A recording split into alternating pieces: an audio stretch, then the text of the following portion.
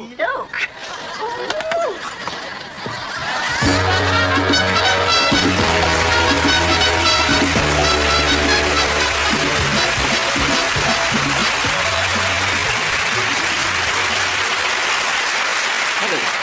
Thank you very much, and good evening, ladies and gentlemen. Well, I spent 3 years of my life in Australia. In actual fact, I didn't spend 3 years, I spent 18 months. But 18 months in Australia is like 3 years anywhere else. And the Australians are very proud of the country. I left London on Friday at 4:30 in the afternoon. I flew all through Friday, all through Saturday, all through Sunday, and I arrived after 36 hours on an airplane. I arrived and see my eyes are hanging out. And a fellow says, "How did you find Australia?" I said, "I got off the bloody plane and it was there."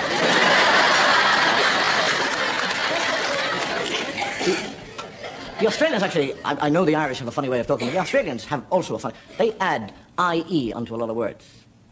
I was there around Christmas, and I said to a fellow, I said, "What are you going to do on Christmas?" He said, "Well, I think I'll get up, Chrissy Day, I'll have my brekkie, I'll pick up the cozzy, go for a dippy, watch a game of footy, have a game of drinkies, and then I'll come home and have a yummy, yummy Chrissy Din Din."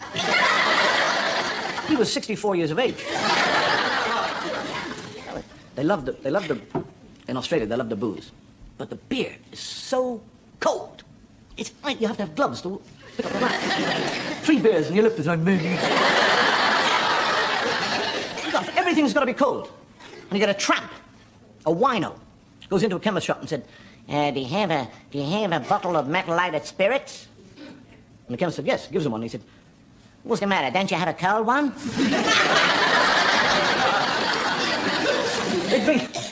They drink.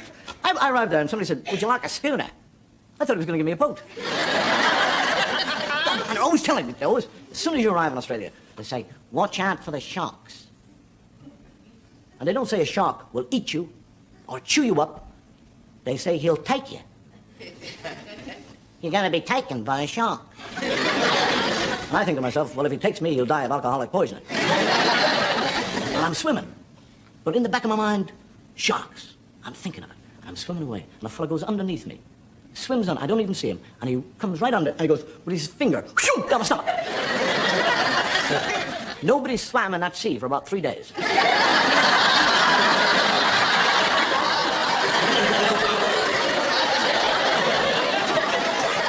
It was the nearest thing I have ever done to doing a JC in my life. I was across the water on the beach. When I was out there, I hired down on the coast a bungalow, kind of shack, hut, which we used to go for weekends. And we all used to get down there and have a few beers and swim and eat, laugh, joke. And then one of these Australian friends of mine said, "Hey, Dave, you want to be careful about the grass around here. It's getting very tall, and a lot of snakes, they live in the grass. You want to cut it?" And I said, "Well, I'm never here. I only come here every 6 weeks or something. How the hell am I going?" He said, "Well, buy yourself a sheep. Tether him, and he'll eat up all the grass." So I thought it was a very good idea. I bought a sheep for £5. Tied him up. 6 months later, he's as big as a house. Wool everywhere. Somebody said, "You want to get him sheared? He'll dehydrate." So I go back to Sydney and I go through the yellow pages. Sheep shearing. And unknown to me, I am ringing up the biggest sheep shearing company in the world. And I said, "I'm making inquiries about sheep shearing." The woman said, "1 second, please." And I was, "I believe you're making inquiries about sheep shearing." I said, "Yes."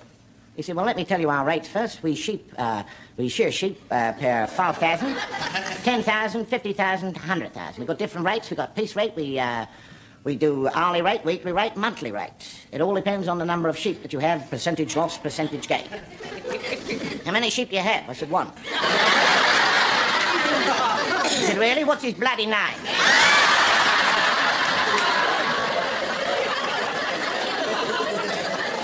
Mind you, I'll tell you something. I'll tell you, and I mean this very sincerely. The Australians are perhaps one of the most hospitable and generous people in the world.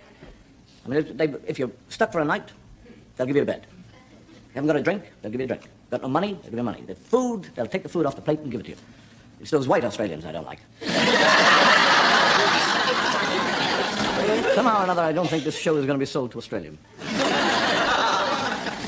The great Scottish poet, Robert Burns once wrote, "The best laid schemes of mice and men are oft the gang at lay. And lay us not but grief and pain for promised joy." Which in Irish English means, if you're having an affair with a mouse, make sure she takes the pill. Which all means the best laid plans of mice and men are apt to go astray. And that's what I said in the first place. Oh. That's a lovely program. It is a great program. Oh, there's my husband on that program. He's not what, that chap with the beard and the moustache and the monocle? Yeah. It's so funny. It's ridiculous. Oh. So what's going on here? Never tells you when it's a flaming repeat.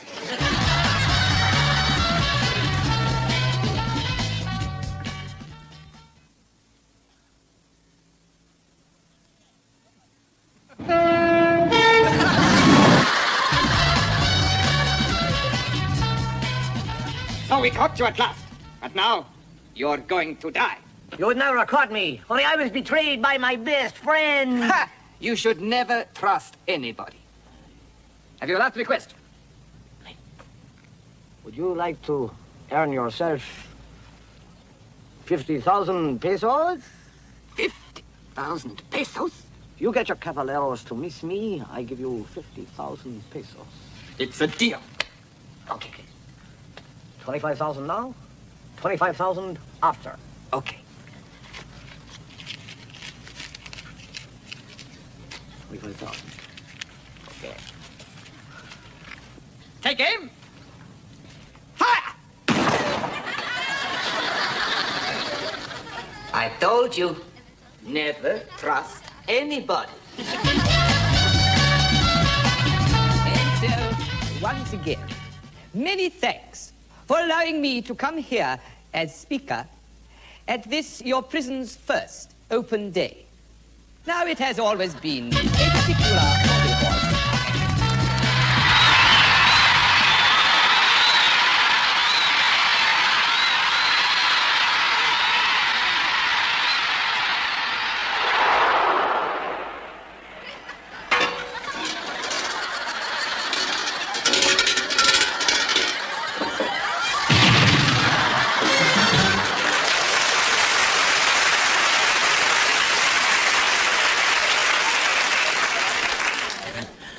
The best laid schemes of mice and men, yes. We have within the Church of Rome what we call a confessional box, which I suppose is Rome's answer to Freud. It's harder on the knees, but it's a lot cheaper. And I don't know if you've ever been in a confessional box, but what actually happens in a confessional box is the priest sits in the middle, and a fellow comes in this side, and a fellow comes in this side. And the priest listens to his sins. When he gets out, another one gets in. There's no hanging about. Get in, get rid of it, and get back to the bar. And you get a fellow who goes to the confessional very drunk. And the priest says, "How dare you come to the confessional box drunk?" He said, "I wouldn't dare come if I was sober." A lot of people tell me that I shouldn't tell gags about religion. And I don't know why not. Because all professions have their own private jokes. I mean, all the gags that I tell have been told to me by priests or nuns. Mind you, they're all out of work, but that's... A lot of people feel that the Catholic Church is old-fashioned nowadays, and it needs a touch of modernization. And there's a story told about a young preacher, a real modern preacher, modern priest, with long hair, the beads, and he's a swinger. And word goes round that this is the greatest speaker to be heard in the church for years. And a bishop goes to see him in the church, give his sermon, and he stands in that pulpit, and he talks, and he speaks, and he's got the congregation in the middle of his hand. And they're alive. The message has been brought back. And the bishop goes to him afterwards and he said, "That is the most superb sermon I have ever heard in my 75 years. There is only one thing, one piece of advice I would give to you. That when one is talking about the Holy Trinity, we don't talk about Big Daddy, the Kiddo, and Spooky."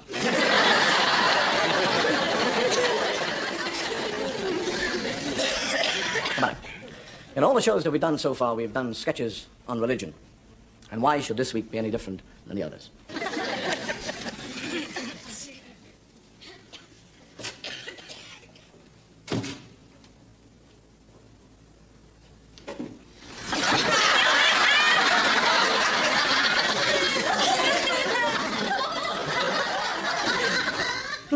in excelsis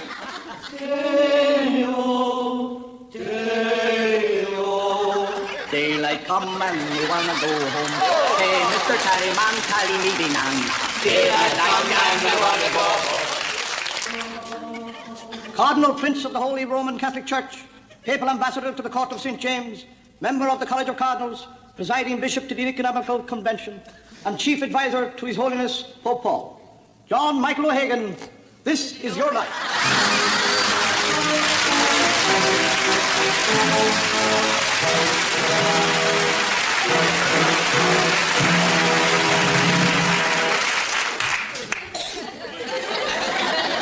The other thing that always baffles me is when they say that man is made in God's likeness.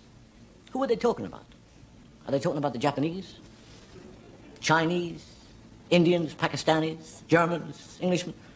I personally don't see God as a Chinaman. I can't imagine going to heaven and God standing there saying, "How you doing?" Heavenly chop suey. Or an Indian. Can you imagine knocking on God as an Indian saying, "Welcome. In 30:30, the police is slightly overcrowded. 5 to a bed, but we'll be all right now." I don't even see God as an Irishman. Can you imagine God 6 foot tall with a big wimpy jacket on? Say, "Come on in, lads, have a jack. Dig a hole." I see God as an Englishman. The bowler hat and the brolly. I mean, who else but an Englishman would say, "I'm terribly sorry, you can't come in. You've got to go below and burn."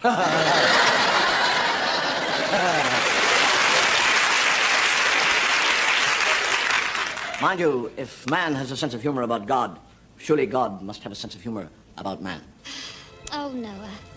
Duck-billed platypuses, yes. Even hippopotamuses, yes.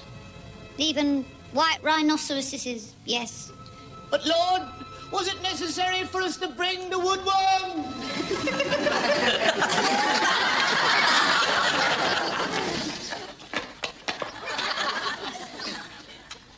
Beware of God? I see now. It's dog spelled backwards. English people that can't speak their own language.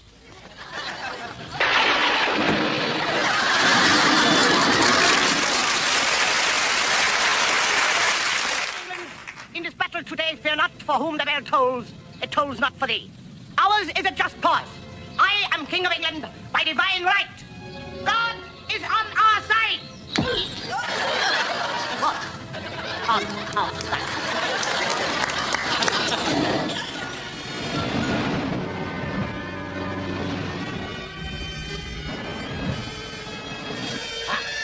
British tanker. Range 2,000. Range 2,000. Sit down. Give me depth. Depth 50. 50. Prepare to fire. Prepare to fire. Ready? Fire! Fire! Mein Gott in Himmel! I have missed the tanker!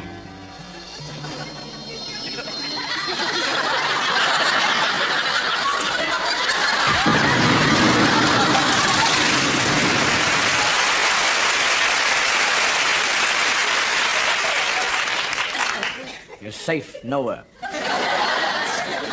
The greatest sin of all against God's law is a sin of infidelity.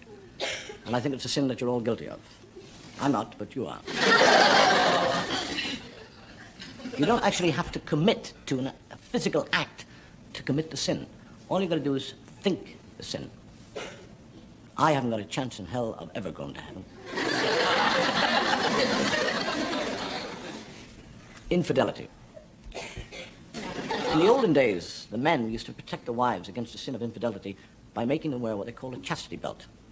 And there was a knight about to leave for the holy wars, and he called his friend. And he said, "Sir Reginald, I leave to fight for my God, my king, and my country against the infidel. To you, and to you only, because you are the only man in this whole realm that I can trust, I entrust you the key to my wife's chastity belt. If I do not come back from the holy wars, give it to my wife and tell her she is free to marry whoever she wishes." And he gets on his steed, in his armor, and he trots off.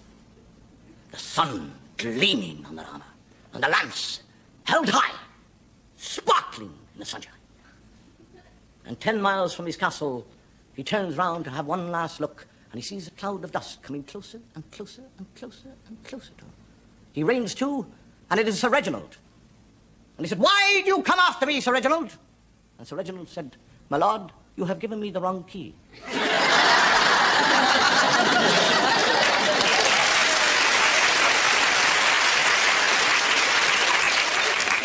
Remember, what God has joined together, let no man put asunder. Hello, Hello, nice to see darling. you. Nice to see you. Hey, well, friend, how are you, George? How's the wife? She's fine, she's fine. She's upstairs in bed with the milkman. What about your wife and the milkman? They don't drink. Well, here we go then, ladies and gentlemen, presenting our holiday snaps. Now, what's first? Oh, whoops, technical hitch, as they say in the business. Oh, now, this is Mavis getting off the coach. See the sunshine? Oh, it's a lovely day. I think that one's a bit out of focus, though, now. What? Oh, now, this is what we like to call our own private beach. It's only 23 miles from the hotel. Yes. Now, oh, this is Mavis in the dining room. And there's our favourite waiter, Miguel. Yeah, I think I could have allowed for the artificial light in that one. Oh, and this is Miguel mixing one of those specials which Mavis liked so much. I could have used a time exposure on that one, I think. Oh, and this is Miguel giving Mavis a rub down with her suntan oil. She seems to be enjoying it. Could have used my tripod there, I think. Now, what's next? Oh, yes, now, this is Mavis and Miguel relaxing after a day in the sun. You know, I thought that one was going to be a bit blurred because she kept squirming around, but it isn't blurred at all, is it? No. Oh, this is funny. Now, this is Mavis and Miguel pretending to be in a French film for a joke.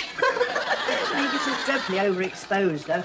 Still, oh, well, all good things come to an end, and so we say farewell to our happy holiday. I'll put the lights on. Oh, I do appreciate you coming all the way from Majorca, Miguel, just to see our holiday. Keep still and I'll try a time exposure.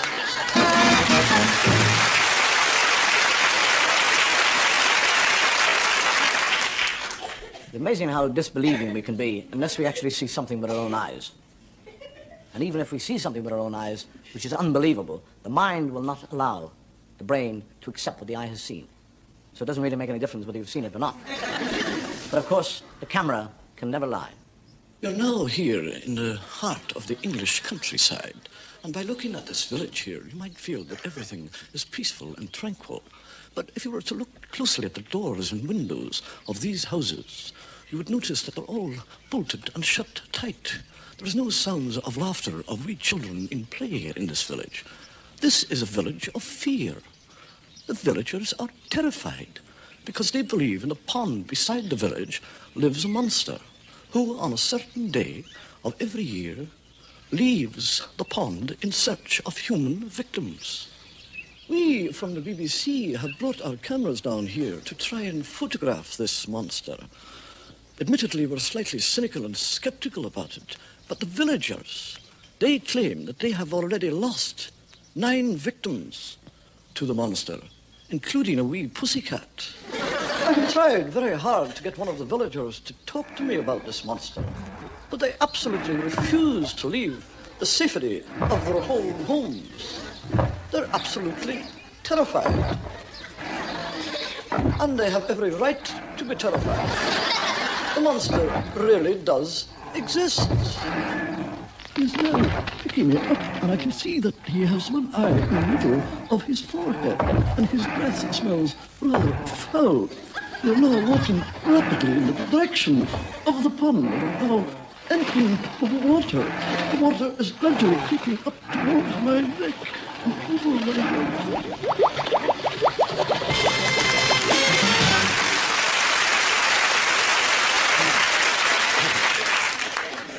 If you think that's strange, you should try living in my mind.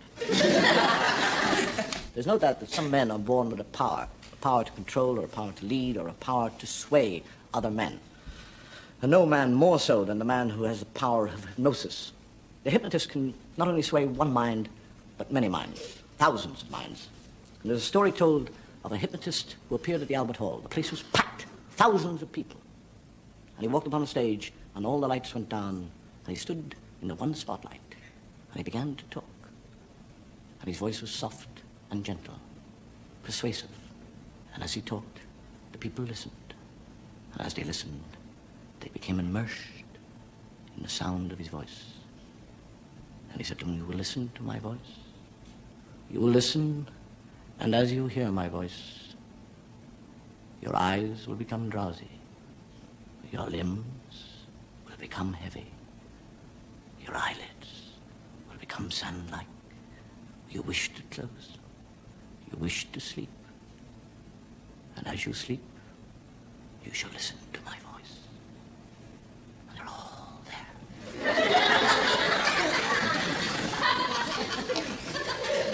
You will obey my every command.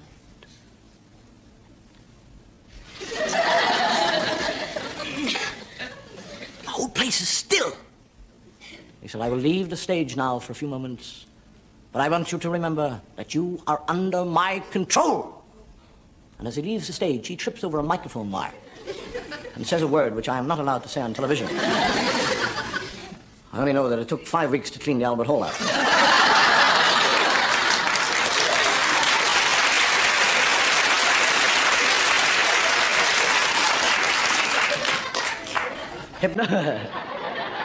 Hypnosis is one way of making men do what you want them to do, but there are other ways.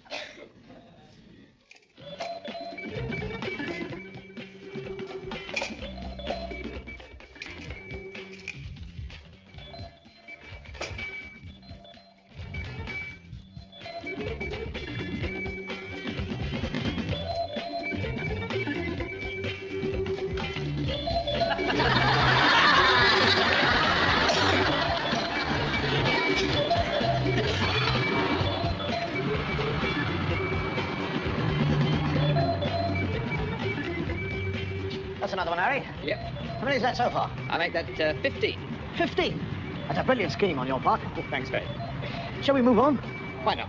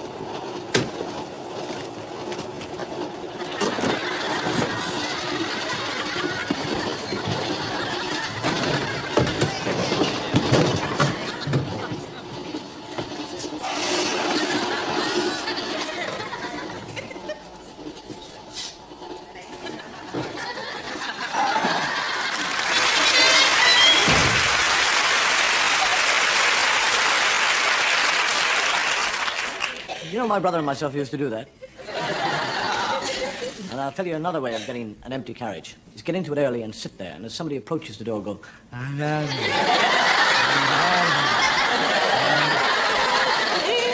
guarantee you, wherever you go, you'll have an empty carriage. Somebody once said to the very famous mountaineer Mallory, "Why do you wish to climb Mount Everest?" And he said, "Because it's there." And somebody's bound to ask me why we are going to show the next piece of film. And the answer is, because it's there. If we didn't show it, we'd be 3 minutes short. Oh, Jane!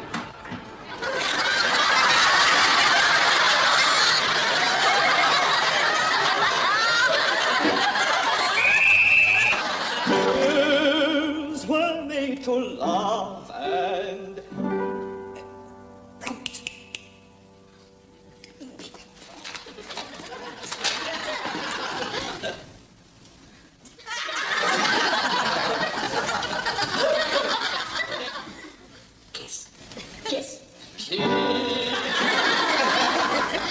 The general situation, then, will be affected by the very strong winds which came in last night over the Atlantic, over Ireland.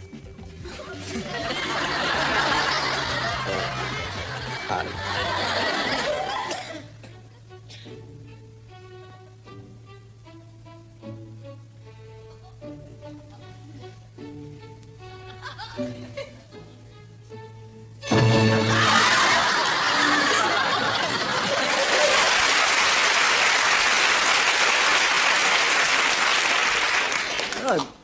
The thing I'm always accused of doing is telling Irish stories. Don't know why. I'm an Irishman. People say, "Why don't you tell other stories?" Well, I find it very hard to find other stories which I can fit. I mean, the English sense of humor is very different, or vastly different to the Irish sense of humor. So it's very hard, occasionally, to get a good English story, which I can tell. But I traveled down the West Country, and they're lovely down there. They don't, yeah. Very gentle. You'll be all right now.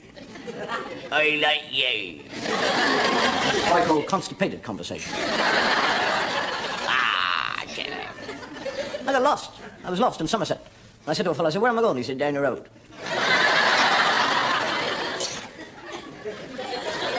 You get a lady in Somerset stops a farmer. She says, "Tell me, farmer, why doesn't that cow in that field have horns?" He says, "Lady, some cows don't get horns. Other cows don't get horns till they're 7 or 8 years of age. Other cows don't get horns till they've calved. The reason that cow don't have horns is because he's a bloody horse."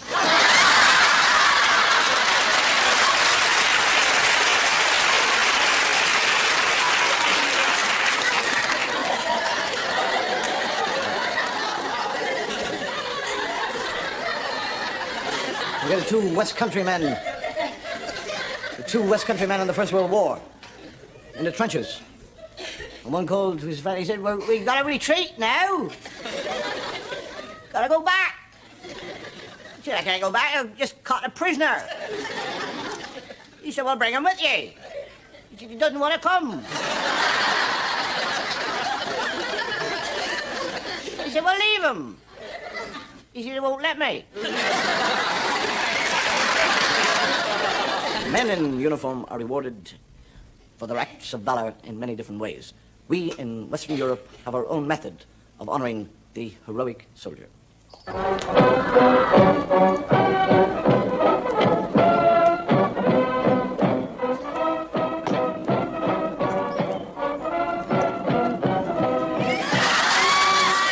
Corporal, the fracture's a wee bit complicated. Now, remember, the important thing is to keep the arm straight.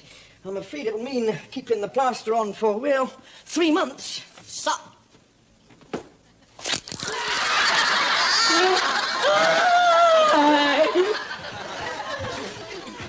Have you made up your mind? Yes, we will not build your railway. Have you never heard of the Geneva Convention? Geneva Convention? What does Geneva Convention mean to me? Don't you realize war is war to the Japanese people? I am sick and tired of your insubordination. You will build my railroad. Otherwise, you'll be taken out and shot. Understand? Oh, yes. Very well, then, yes. Good. I want a tunnel over here. Signal box over there.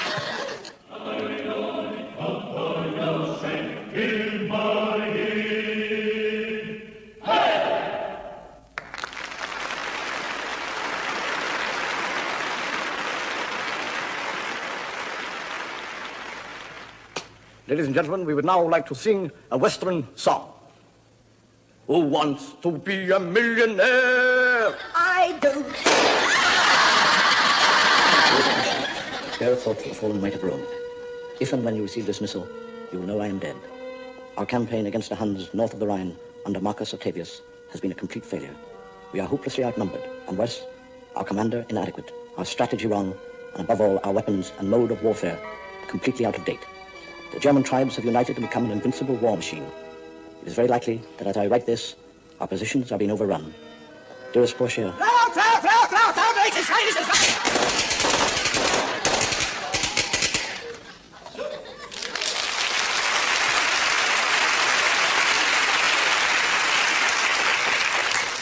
I just counted that up. That's 7 times I've died in this show. Should be an undertaker. One of the most prolific of all English poets was a man called Anonymous. He did. He's written an amazing amount of stuff. And one of the poems that he wrote was, as I was going up the stair, I met a man who was not there. He was not there again today. I wish that man would go away. Now, if you think about that long enough, that is very spooky. I met a man who wasn't there. He wasn't there again today. I wish that man would go. That made your hair stand on end. Have you ever really been in a position, not you, sir, because you got none, where your hair has stood on end? I did it in Ireland. And this is no joke. This is no joke. I used to take a shortcut through a graveyard. And it never bothered me. And one night I was walking through the graveyard, and as I walked, I heard behind me,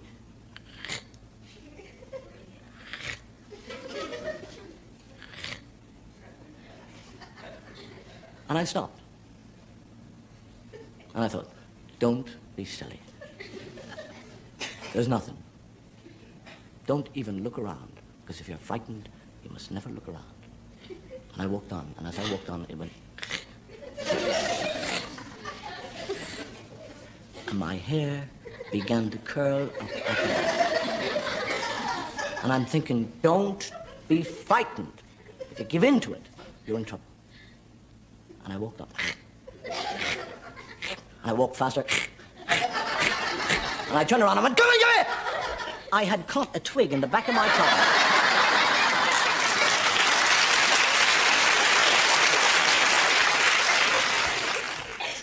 Real fear is never far below the surface, ready to emerge, ready to grip you with icy, cold, grave-like fingers, ready to send your mind spiraling downwards into a blind, black pit of sheer panic.